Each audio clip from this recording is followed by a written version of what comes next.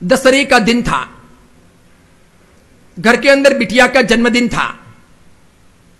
घर के 5 व्यक्तियों ने नक्की किया कि अपने घर में जो माता जी की स्थापना की हुई है, कुल देवी जो है, उनकी पूजा अर्चना करने के बाद अपने सब पार्टी मनाने के लिए 5 मिलकर के होटल में जाएंगे।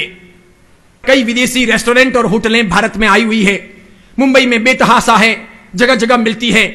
और हम सबको भारतीय होटलों में जाने के बजाय, छोटे रेस्टोरेंट में खाने के बजाय, ये बड़ी बड़ी जो नामांकित होटलें हैं वहां जाना ज्यादा सोशल रेपुटेशन का, या अपने आप के पास में बहुत इज्जत आबरू है और बड़े हम समाज के लोग हैं, ये दिखाने का रुतबा बन गया है। ऐसी हमारी मनस्थिति बनी हुई है। इसीलिए वे 5 लोग अपनी बिटिया का जन्मदिन मनाने के तौर पर, यानी जन्मदिन के उपलक्ष्य में इंडिगो दिल्ली रेस्टोरेंट गए। वहां पर जाकर के 5 जने एक टेबल पर बैठ गए। उन्होंने वेटर को बुलाया। स्वादिष्ट जो वस्तु खानी थी, उस वस्तु का उन्होंने, उस व्यंजन का उन्होंने वेटर को ऑर्डर दिया। वेटर गया। चूंकि दशहरे का दिन था, होटल में बहुत भीड़ थी, जगह जगह लोगों ने ऑर्डर दिए हुए थे, धनाधन वहां पर सामान बन रहा था। ये जो भी विदेशी होटलें हैं या रेस्टोरेंट हैं, ये सब वेज नॉन वेज को हैं। वहां वेज भी मिलता है, नॉन वेज भी मिलता है। हम ये मानकर चलते हैं कि वेज का रसोड़ा अलग है, नॉन वेज का रसोड़ा अलग है। इसलिए हमको जो मिल रहा है वो शुद्ध वेज मिल रहा है, शुद्ध शाकाहारी भोजन मिल रहा है। विचार करो, आप कभी अपने घर के अंदर सादा भोजन बनाना हो और उसी रसोड़े में या घर के एक कोने में अगर आमिल की रसोई बनानी हो और ऐसा रोज रोज अगर चलाना हो, तब भी दूबर होता है, मुश्किल होता है।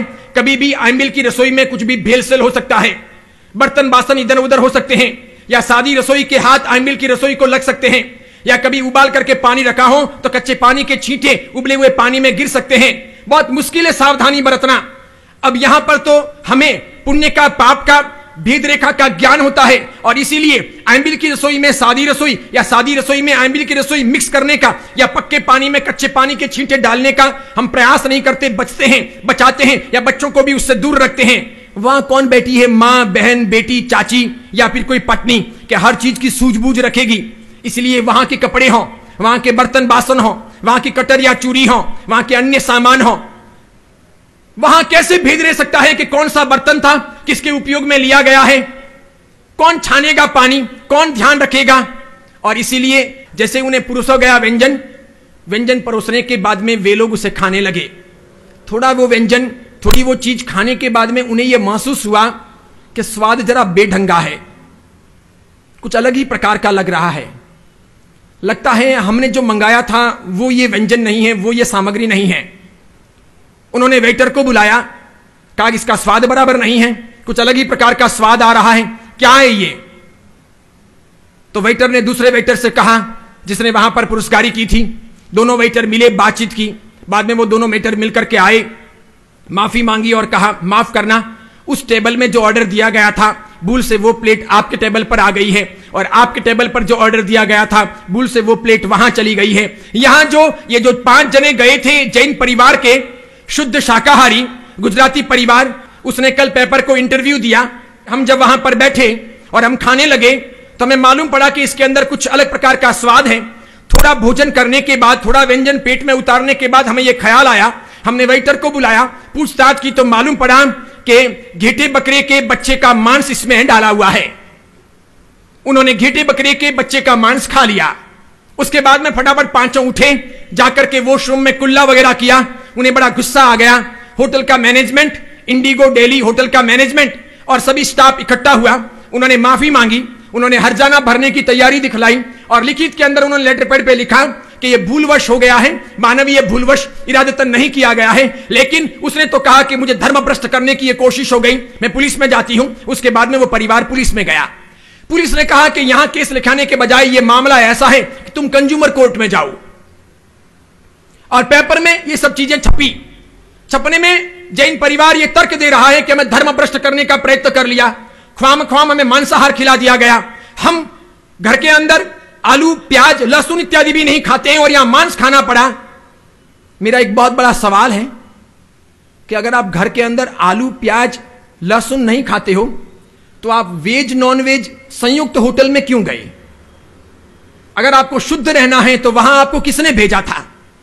कैसे आप नक्की कर सकते हो कि वेज नॉन वेज संयुक्त होटल में जाने के बाद प्रत्यक्ष या परोक्ष आपके पेट में मांसाहार नहीं उतरेगा?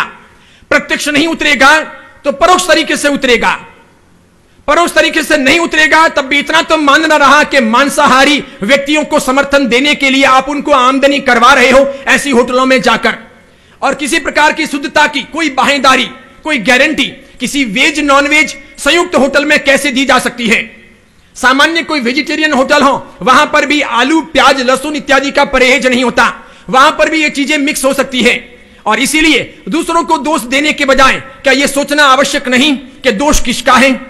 धर्म पालने की, सदाचार और पवित्रता के परिपालन की जिम्मेदारी किसकी है?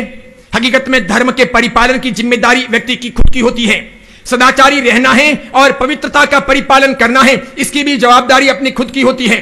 हमें ही अपने मन को और अपने जीवन को और अपने भोजन को और अपने आचार विचार को साफ सुथरा रखना होता है। आप दूसरों पर इसका किसी प्रकार का आधार या आरोप ठोक नहीं सकते। यह अलग बात है कंज्यूमर कोर्ट कुछ भी कहें, उस होटल को बदनाम करें। सबसे पहला प्रश्न है, किसी भी शाकाहारी को वेज नॉन वेज संयुक्त होटल में क्यों जाना चाहिए? अगर वो जाता है तो शाकाहार की दुहाई क्यों देनी चाहिए? इसके सिवाय किसी भी दूसरी वेजिटेरियन होटल में जाने के बाद में भी शुद्धता की गारंटी आप कैसे नक्की कर सकते हो? बन करके जो चीजें सामने आती है वो अलग बात है, जो पीछे बनती हैं उनकी सारी बनावट को देखो तो निश्चित तौर पर वो शुद्ध नहीं होती। घर में भी शुद्धता के आधार पर बनाना बड़ा मुश्किल होता है। घर में अगर महिलाओं की उपस्थिति ना हो, नौकरों के भरोसे किचन छोड़ दिया गया हो, तो नौकर भी भले हमारा पगार लेते हो, बात का बतंगड़ बना सकते हैं, उल्टी सुल्टी तरीके से रसोइयां तैयार कर सकते हैं, गंदे रह सकते हैं, गंदे हाथ रख सकते हैं, कहीं भी पसीना पहुंच सकते हैं, बार बार हम देखने के बाद में उन्हें हाथ धोने का कहीं अलग बात है। इसीलिए घर की मालकिन की, घर की किसी महिला की उपस्थिति होती है तो ही वे नौकर चाकर शुद्ध तरीके से भोजन बनाने के लिए थोड़े बहुत भी तैयार रहते हैं। बाकी जिनके किचन सिर्फ नौकरों के भरोसे होते हैं और वो सेठानियां आराम से अपने बेडरूम में या फिर ड्राइंग हॉल में ऐश आराम फरमाती है महारानी की तरह, तो उनके घर के किचन भी फिर इसी प्रकार चलते हैं। कुछ शुद्धता का वहां पर आधार नहीं बनता। आवश्यक है पहले जैन को, शाकाहारियों को समझना चाहिए, परिपक्व बनना चाहिए। मांसाहार से परहेज करने के लिए भेल सेल वाली वस्तुएं नहीं खानी चाहिए। जिस किसी वस्तु में मांस का या मांस के किसी भी अंश का अथवा किसी प्राणी के अंश का उपयोग होता हो, ऐसी चीजों को छोड़ना चाहिए। और इस प्रकार वेज नॉन वेज संयुक्त होटलों में जाने वाले, प्रत्यक्ष परोक्ष गलत प्रकार की चीजें खाने वाले, वे जब कभी कत्ल खाने बंद करवाने की बातें करते हैं या मांस की दुकानें बंद करवाने की बातें करते हैं या फिर कभी संवत्सरी के दिन जीवदया में पैसे लिखाने के लिए कोशिश करते हैं, तब स्थिति हास्यास्पद बन जाती है। ऐसा लगता है कि हम दोगले व्यक्ति हैं, अभी तक हम धर्म को समझे नहीं हैं।